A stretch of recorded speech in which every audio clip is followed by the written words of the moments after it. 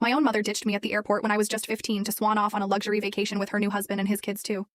Can you imagine being 15 years old, standing alone at an airport gate, watching your own mother casually shrug as she handed you a measly $200 and walked away with her new family?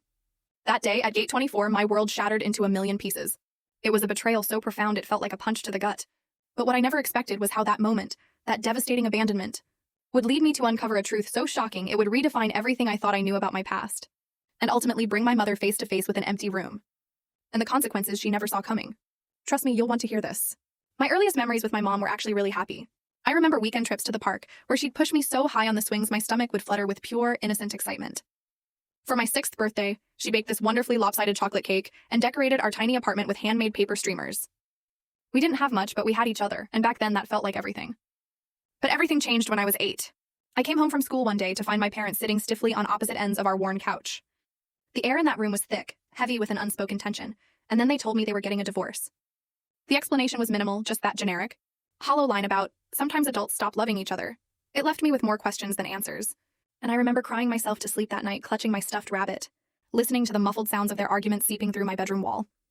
My mom got primary custody, and my dad, he just faded away. Weekends with him dwindled from every other to once a month, then to awkward, brief phone calls.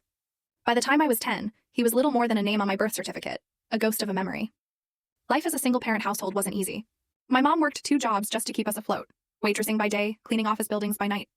I got used to microwave dinners and letting myself into our apartment with the key I wore on a string around my neck. Despite the constant financial tightrope walk, there was a strange stability to our routine. I knew the rules, I knew what was expected, and deep down, I never doubted that I was the absolute center of my mother's world. Then, when I was 13, everything changed again.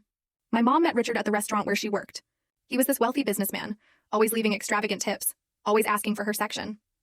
I still remember the first time she mentioned him. Her cheeks were flushed with an excitement I hadn't seen in years as she described his expensive suit and the way he looked at her like she was someone truly special.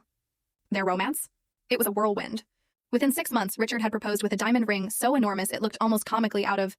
Full story video added in below.